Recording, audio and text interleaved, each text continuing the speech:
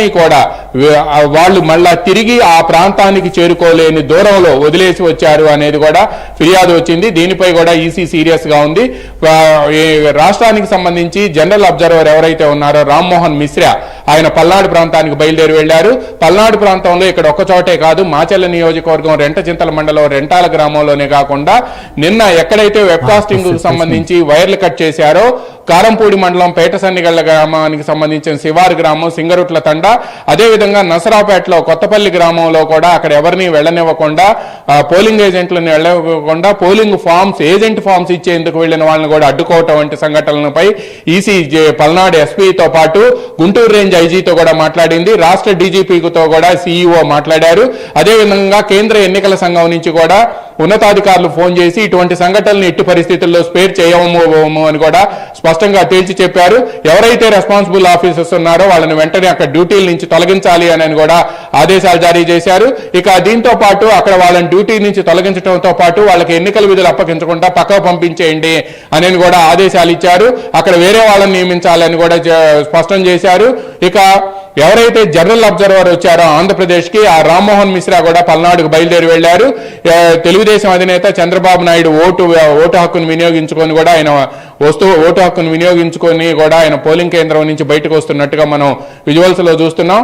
ఆయన ఉండవల్లిలో ఆయన కుమారుడు లోకేష్ కు ఓటు వేయాల్సి ఉంది. ఆయన పల్నాడు జిల్లాలో ఆయన గుంటూరు జిల్లాలో ఆయన ఉండవల్లిలో నివాసం ఉంటారు చంద్రబాబు నాయుడు. అక్కడే చంద్రబాబు నాయుడు ఓటు హక్కు వినియోగించుకొని బయటకు వస్తున్నారు.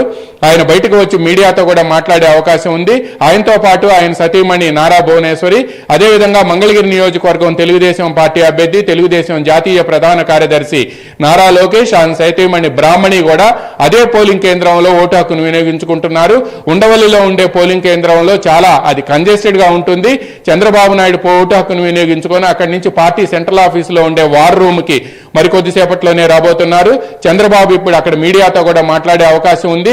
రాష్ట్రంలో జరుగుతున్న పలు సంఘటనలపై కూడా టీడీపీ అధినేత చంద్రబాబు నాయుడు తీవ్ర ఆగ్రహం వ్యక్తం చేయటమే కాకుండా సీఈఓతో పాటు ఇతర నేతలతో కూడా, ఇతర అధికారులతో కూడా ఫోన్లో మాట్లాడారు. ముఖ్యంగా గుంటూరు రేంజ్ ఐజీతో కూడా ఆయన ఫోన్లో మాట్లాడి పల్నాడులో జరుగుతున్న సంఘటనలపై తీవ్ర ఆందోళన వ్యక్తం చేయటమే కాకుండా తెలుగుదేశం పార్టీకి సంబంధించిన ఏజెంట్లను అక్కడికి ఎందుకు తీసుకువెళ్లరు, మీరు ఇమీడియట్ గా తీసుకువెళ్లి రెంటాల గ్రామంలో ఏజెంట్లందరినీ కూడా అక్కడ కూర్చోబెట్టాలి అని కూడా ఆయన విజ్ఞప్తి చేశారు.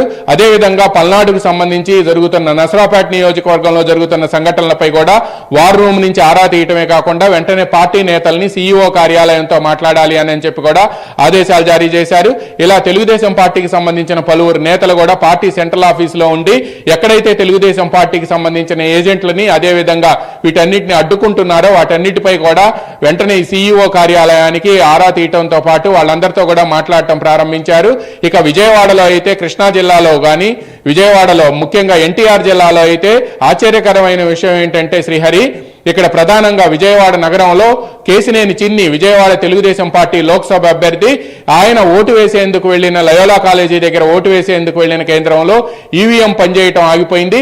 మాక్ పోలింగ్ కూడా నిర్వహించలేకపోవటం, అదేవిధంగా ఈవీఎం ఆగిపోవడంతో అక్కడ ఇప్పటి వరకు పోలింగ్ ప్రారంభం కాకపోవడంతో అక్కడ ఉండే పార్టీ జాతీయ అధికార ప్రతినిధి, పోలింగ్ ఏజెంట్ గా ఉన్న ఆయన కూడా పట్టాభి కూడా తీవ్ర ఆగ్రహ విషయాలు వ్యక్తం చేశారు.